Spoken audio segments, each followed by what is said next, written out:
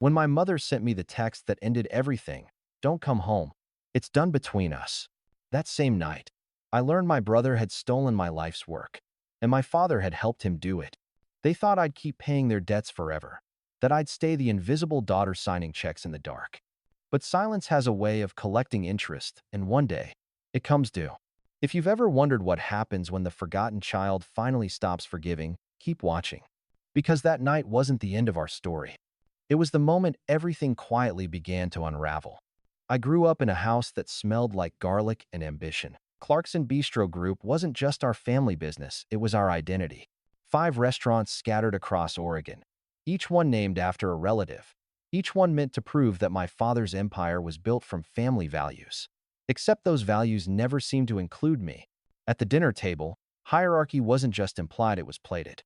Noah sat at the head of the table when Dad was out, spinning his stories about market trends and expansion plans. Mom laughed like he'd just invented the stock market. I passed the salt. Silent. Invisible. One Thanksgiving, I'd spent hours baking a pecan pie from scratch. When I set it down, Dad said, "Let's save that one for later," and reached for the store-bought pumpkin Noah had grabbed on his way home. Everyone nodded. No one noticed the pie sliding untouched to the edge of the counter. I didn't know it then, but that patterned me giving. Them overlooking would become muscle memory. When I was 11, Dad started taking Noah to learn the business. They'd come home smelling like fried chicken and bourbon sauce. I'd ask what they talked about, and he'd say, "Business things." You wouldn't get it. Then he'd pat my head and add, "But maybe you can help your mom with the receipts." As if balance sheets were embroidery. By high school, the differences weren't subtle anymore. Noah got a brand new mountain bike for his 16th birthday. I got his old one, spray-painted silver. The handlebars still dented from his crash. "Perfectly good," Dad said.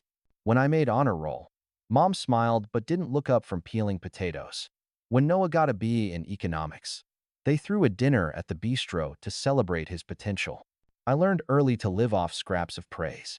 The summer before college, we were driving home from a family barbecue when Noah, drunk and showing off, slammed Dad's car into a ditch. No one was seriously hurt, but the front end was wrecked.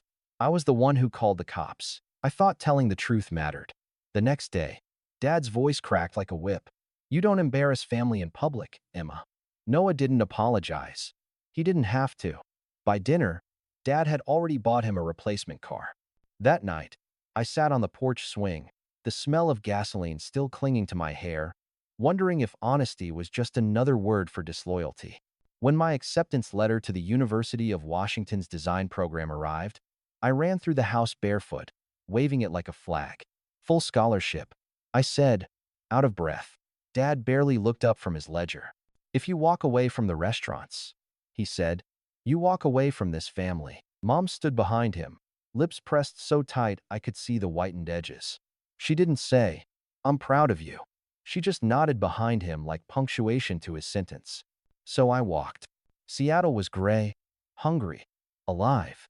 I waited tables at night, tutored freshmen during the day, lived on black coffee and cheap noodles. I sent postcards home, photos of Pike Place Market, sketches of old storefronts, but they never replied.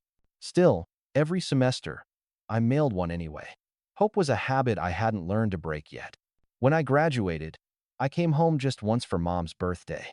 She looked smaller, her hair thinner. I gave her a framed design drawing of one of Dad's old restaurants, reimagined as a sustainable cafe with local materials. She smiled politely, like I'd handed her a child's doodle. "That's nice, dear," she said, then turned to Noah. "He's thinking of expanding into food trucks." Noah smirked. "Maybe you can paint the side of it." Everyone laughed. I laughed too, the way people do when they realize the joke's about them, but they don't want to prove it. Years passed. I built my own firm, small, at first, then steady. Apartments, offices, restaurants. Ironic, really, that my biggest clients were people like Dad. Stubborn men with too much pride and not enough vision. At 33, I had a team, a downtown office, and a list of awards on the wall. I still called home once a month. Usually, it went a voicemail. Then, the call came that cracked the wall I'd built around my heart. Mom had cancer. When I saw her in the hospital, she smiled like nothing had ever been wrong between us. You look so grown up, she said, brushing my hair behind my ear like I was still 15. The bills were crushing. Insurance barely covered a quarter. I didn't even think twice. I paid. Flights, treatments, prescriptions. I told myself, this is what love does, it gives without keeping score. When she went into remission 6 months later, she texted me, "Thank you for everything, sweetie." That was it. No call, no hug, just that text. I didn't know it then, but that silence was the blueprint for every heartbreak that followed. A year after Mom's recovery, my phone buzzed with a name I hadn't seen in months. Noah. The message read, "Big idea brewing. Need a little push to start." I should have known what push meant. Still, when he called that night, his voice was all charm and nostalgia. Just 50,000 M. Think of it as helping the family legacy. I said yes before I thought. That's what loyalty had turned me into a reflex. He called again 6 months later. The food truck had tanked. Bad timing, bad market, he said, blaming everything but himself. I wired another 20,000 to help him land on his feet. What I didn't know was that my money wasn't going toward rent or repairs. It was going to blackjack tables in Reno and designer watches that glittered brighter than his conscience. When I visited home that Christmas, the bistro smelled the same garlic, wine, and that faint undertone of burnt ego. The staff smiled when they saw me, like I was the daughter who'd made it. But inside the private dining room, Dad's voice sliced through the warmth. "Noah's learning the ropes. He'll take over soon." I tried to smile.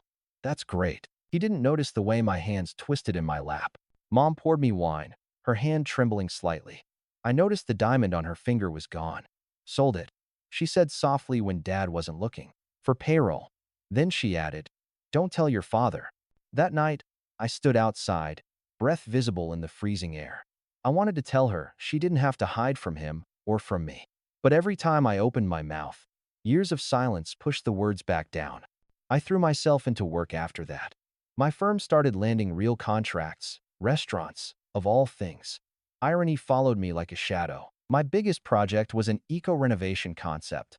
Sustainable kitchens, reclaimed wood interiors, locally sourced designs. When Pacific Restaurant Group invited me to pitch, I stayed up 3 nights perfecting the proposal.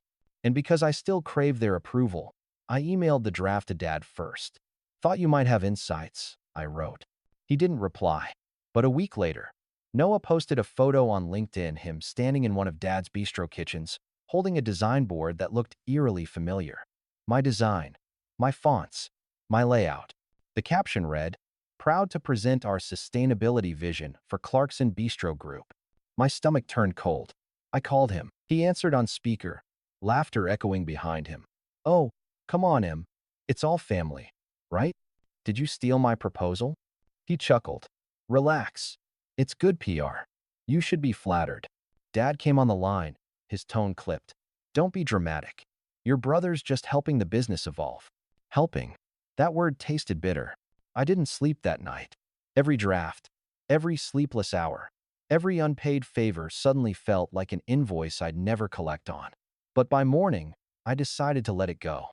I told myself, I'm bigger than this. I'll build something they can't touch. Still, part of me hoped they'd see my value eventually. Hope, it seems, is the cruelest addiction. A few months later, Dad called. Family dinner. Important discussion. His voice carried the tone of an invitation that wasn't optional.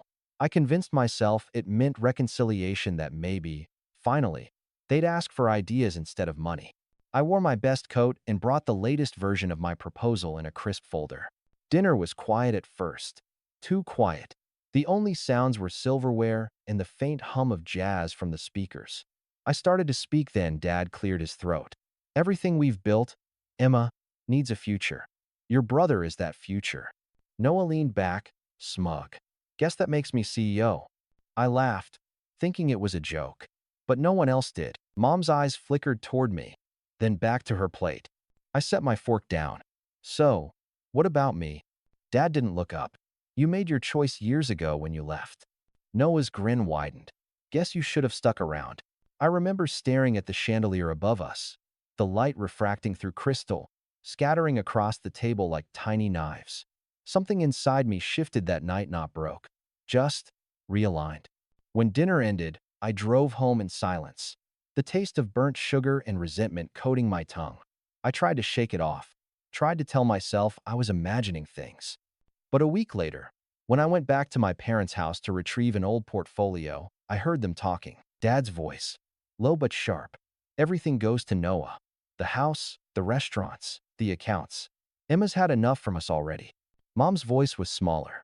She paid for my treatment, Richard. That was her choice, he said flatly. You don't reward someone for doing what they should have done out of love. Noah laughed. Guess it's official then, I'm the heir. The sound of his laugh echoed down the stairwell. I froze halfway up, one hand on the banister. My chest burned, my throat dry. The word heir hung in the air like smoke. I wanted to walk in, to tell them I didn't care about the money, that I just wanted respect. But I couldn't move. The part that broke me wasn't Dad's words, it was Mom's silence. When I finally backed away, every step felt like glass underfoot. By the time I reached my car, I was trembling. Rain hit the windshield in sheets, blurring the world outside. That's when my phone buzzed. A message from Mom. Don't come home. It's done between us.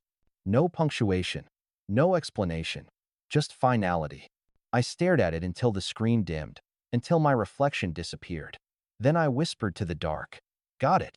I didn't know it yet, but that moment wasn't the end of our story. It was the quiet beginning of my revenge. The morning after that text, I sat in my apartment's silence. The rain hadn't stopped, it just turned colder, sharper, like glass splinters tapping the window. My phone lay face down on the table, but I could still feel its pulse, the ghost of words that had already burned themselves into me. Don't come home. It's done between us. I didn't cry. I didn't scream. I opened my laptop. Page after page of payments glowed in the pale light: hospital bills, credit cards, restaurant utilities, insurance premiums, all under my name, each one a reminder of how I'd built a bridge they'd decided to burn. I scrolled to the bottom and hovered over the first auto-renew button. My finger trembled, then clicked cancel. Then another, and another. The sound was tiny, almost tender, but each click was a cut in the rope that had kept me tied to them. By the time I finished, my throat hurt.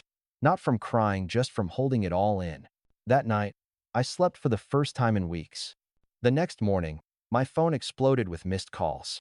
Mom, Dad, Noah, even an unknown number. I muted them all. By noon, the tone had changed from worry to rage. Dad's email came first. Urgent, restore payments immediately. Then Noah's text. You're ruining the restaurants. You owe us, Emma. I typed back 3 words. I owe no one. Then deleted it. Silence was my reply. At the office, Mark Jensen leaned on my doorway, holding 2 coffees. You look like someone who just deleted half the world, he said. I smiled faintly. Something like that. He handed me the cup. Good. Sometimes the world deserves it. For a while, work became my shelter. Deadlines, meetings, drafts. The hum of the printer felt steadier than any heartbeat. But the outside world didn't stop bleeding into mine. A week later, as I was locking up the office, I saw a shadow by the parking garage elevator. When the door slid open, Noah stepped out, reeking of whiskey and anger. His jaw was tight, his smile sharp. You've been ignoring us. I've been busy. He stepped closer, his voice low. Turn the payments back on. No. You think you're better than us now? In the different stirred of veil d'ouvre stam. I think I finally stopped pretending we were ever us. He laughed, a sound that didn't reach his eyes. You're gonna regret this, Em. Before I could respond, footsteps echoed from behind. Mark and 2 of my co-workers appeared, conversation dying when they saw him. Everything okay here? Mark asked. Noah's gaze flicked to them, then back to me. This isn't over. Yes, I said quietly. It is. He stormed off, his reflection slicing through the puddles on the concrete. That night, I got another call, this time from Sophie. I almost didn't answer, but her voice came through, thin and shaking. I need to talk to you. It's about Noah. When we met the next morning at a café near my office, she looked wrecked, mascara smudged, hair pulled into a messy bun like she hadn't slept. She slid a folder across the table. He doesn't know I took this. Inside, bank statements, invoices, transfer receipts, thousands siphoned from the bistro's accounts into a private one under Noah's name. A Rolex purchase, Vegas flights, a gambling site deposit labeled consulting fee. I looked up. You found this? Her lip trembled. I've been doing the book since we got engaged. I thought the missing money was just errors. But it's him. He's been stealing from your parents' business for years. I exhaled slowly, feeling something sharp twist inside me. Not surprise, just confirmation. She wiped her eyes. I can't marry him. I don't even know who he is anymore. I closed the folder carefully. Sophie, you just gave me exactly what I needed. When she left, I sat there for a long time, watching the steam rise from my untouched coffee. Outside, the world kept moving, cars hissing through rain, strangers laughing, the city alive and oblivious. That afternoon, I drafted an email to Bradley from Pacific Restaurant Group. Subject: Sustainability Proposal Final Version. I hit send before I could doubt myself. Minutes later, his reply popped up. Loved your concept. Let's meet tomorrow. For the first time in months, the air in my apartment felt clean. But clarity doesn't erase the ache, it just gives it direction. That night, I stood by my window, looking down at the glowing city streets. Somewhere across town, my family was panicking over unpaid bills and collapsing accounts.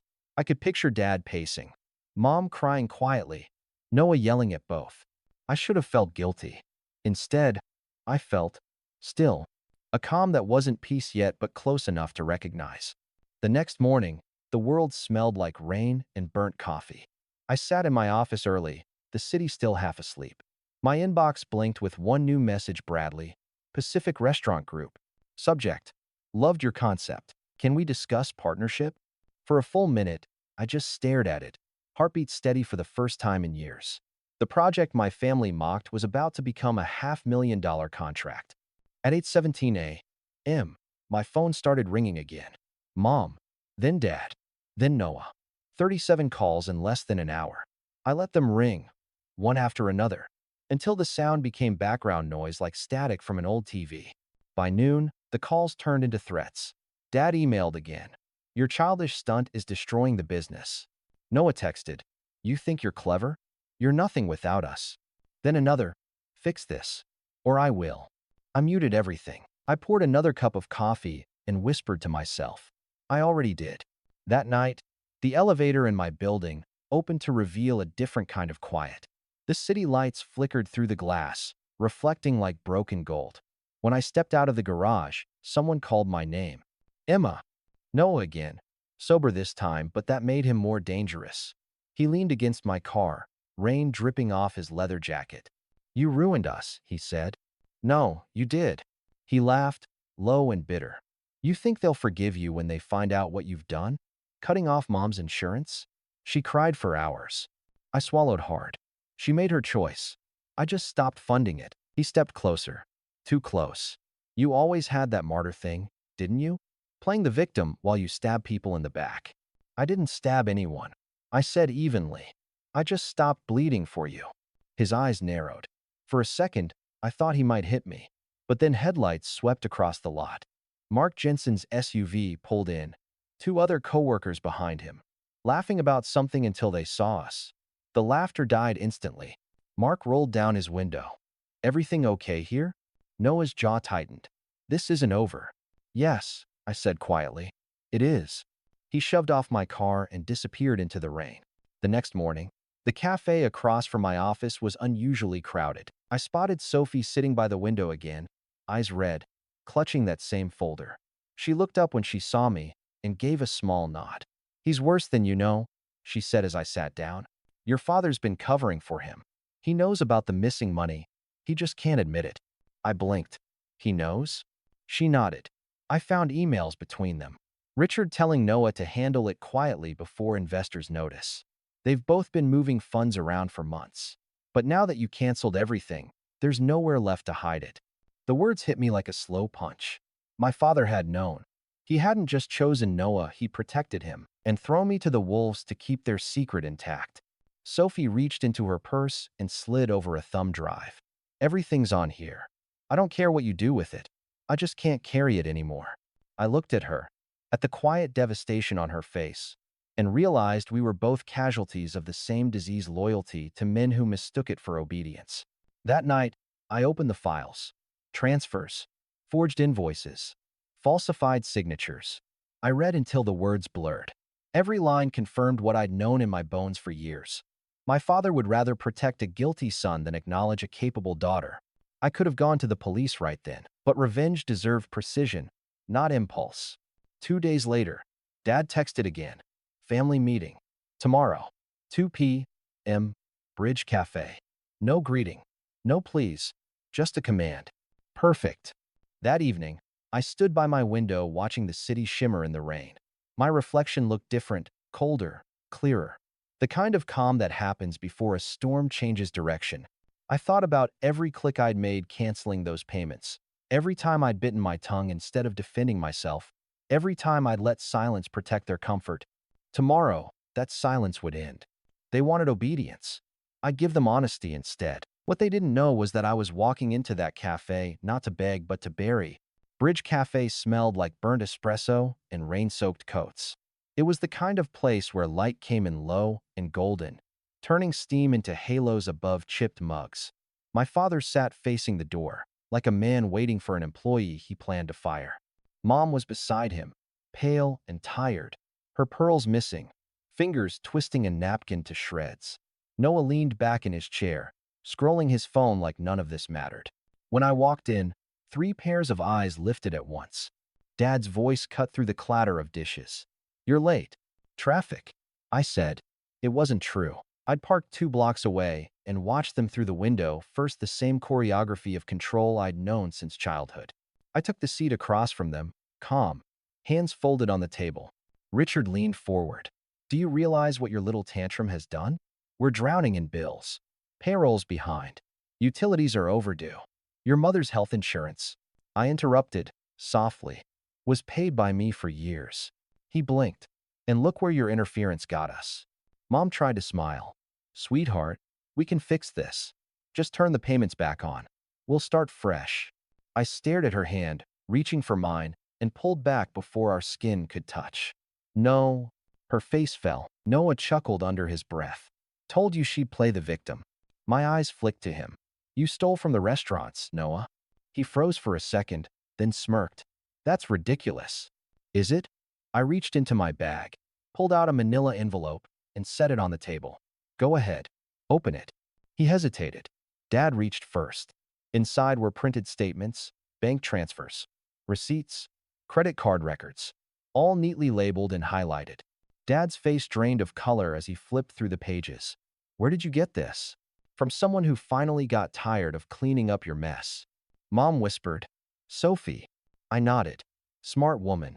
She deserves better." Noah shoved his chair back, eyes wild. "You think you can waltz in here and expose you?" I said evenly. "I already have. Pacific Restaurant Group has those same records. They wanted transparency before signing a $500,000 partnership." Dad's head jerked up. "What partnership?" I opened a second envelope and slid it across the table. "That one." He pulled out the signed agreement, the company logo stamped in bold across the top. "What is this?" "The sustainability proposal you and Noah laughed at." I said. "The one you called a waste of time." They loved it. Said it's the future of dining. "The contract's worth $500,000 and that's just the pilot." For a long second, no one spoke. The cafe's noise seemed to fade until all I could hear was my own heartbeat. Noah's lips curled. "You stole our idea." I almost laughed.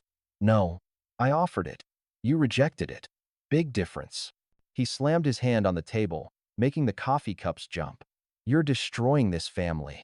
"This family destroyed itself," I said, voice low, steady. All I did was stop funding the lie. Dad's hand trembled as he held the papers. "You're proud of this? Humiliating us? Betraying your brother?" I met his eyes. I learned betrayal from the best. The words hung there like smoke. For a moment, I thought he might hit me, but he just sagged back into his chair, deflated. Years of arrogance collapsing into something small, something human. Mom reached for me again, tears pooling in her eyes. "Emma, please." I stood up. "You told me not to come home." I listened. Her hand froze midair. Noah laughed bitterly. "Go ahead, walk away. You'll regret this when we rebuild without you." I slipped the contract folder back into my bag. Then I guess I'll regret it on my own terms. I turned toward the door. Rain pressed against the windows, streaking the glass like watercolor. I could feel their eyes burning into my back, the same eyes that once looked right through me. Dad's voice came after me, low and ragged. "You'll regret this, Emma. Family is everything." I stopped, looked over my shoulder. "No, Dad. Family should be everything. But not when it costs your soul." Outside, the rain hit my face like applause. I didn't run. I didn't cry. I just stood there, letting the storm wash over me, until the cafe's glow blurred into a soft smear of gold behind me. For the first time, I didn't feel like the forgotten daughter. I felt like someone free of their script. Across the street, a couple hurried past under one umbrella, laughing. The world kept moving. I walked the opposite direction, slower, lighter with each step. By the time I reached my car, my phone buzzed again, unknown number. I didn't answer. Whatever they had to say, it was too late. I glanced at my reflection in the side window. My hair plastered to my face, mascara smudged, eyes red but steady. That was the moment I realized revenge doesn't have to roar. Sometimes, it's just silence. Cold, clean, unmistakable. I drove away, windshield wipers slashing the rain like punctuation marks to a story that, for once, I got to end. That night, my apartment was quiet except for the hum of the city below. I poured a glass of wine, turned off the lights, and sat by the window. The rain hadn't stopped it, just softened, like the storm had tired itself out. I wasn't shaking anymore. My hands were steady. The silence, once suffocating, finally felt earned. My phone sat on the counter, face down. I could see the light blinking with new messages. I didn't need to read them to know what they said. Please. Threats. Apologies written too late. For once, their chaos didn't reach me. On my laptop, an email glowed from Bradley. Contract signed. Project timeline attached. Looking forward to working together. I smiled. Small but real. The concept they called naive would soon reshape 40 restaurants across the Pacific Northwest. Their legacy had burned down, but mine was just starting. I thought about Noah, then how arrogance looks so much like confidence until it collapses. How Dad always said, blood is thicker than business. I guess he was right. Their blood had clogged everything. The next morning, headlines started to ripple through local media. Clarkson Bistro Group faces investigation over missing funds. I didn't leak the documents. I didn't have to. Sophie had quietly passed them to an auditor before leaving town. The truth had its own momentum. By the end of the week, Noah's accounts were frozen. Dad's investors pulled out. Mom called one last time. I didn't answer. A few months passed. The rain gave way to summer. My firm expanded. I hired 2 new designers. The Pacific contract led to 3 more offers. My name started appearing in trade articles not as someone's daughter, but as Emma Clarkson, lead designer of sustainable hospitality spaces. Sometimes, late at night, I'd catch myself scrolling through old photos, the bistro dinners, Noah's birthdays, Christmas cards with forced smiles. I'd stare at the frozen faces and realize how small those rooms had been, how loud the silence underneath all that laughter really was. Then one afternoon, Aunt Claire called. Her voice had that careful softness people use when they know gossip might reopen old wounds. "They lost everything, honey," she said. "The restaurants are gone. Bankruptcy filings. Lawsuits. Your father's working at a hardware store. Your mother picked up part-time shifts at Macy's." I didn't say a word. "They asked about you," she added. "Said they hope you're doing okay." I looked out my office window, the skyline glowing in late light, my team laughing in the next room. "I'm doing fine," I said quietly. When we hung up, I opened my drawer. Inside was an old piece of paper, one of my first sketches, edges yellowed from time. A dining room bathed in soft light, tables arranged in perfect balance. In the corner, a note written in my father's handwriting. "Keep this one. She's got vision." I traced the faded ink with my thumb. He'd kept it once. Maybe some part of him had known what I'd become. I slipped it back into the drawer and shut it gently. Standing by the window, I watched the city pulse below, horns, laughter, lights moving like veins through glass and steel. Peace had a sound after all. It wasn't silence. It was distance. They thought cutting me off would destroy me. But all it did was make room for something better. And sometimes, that's the most poetic revenge of all. Not the ruin you cause, but the life you build where their control no longer reaches. If you've ever felt like the outsider in your own family, Hit subscribe and share this story. Because sometimes walking away isn't weakness, it's survival. Forgiveness doesn't always mean reunion, and peace isn't something they can give back once they've taken it. It's something you build, one boundary at a time. And if you've ever had to choose distance over damage, you already know what freedom tastes like. This story isn't over mine or yours. Stay tuned. The next one might sound a little too familiar.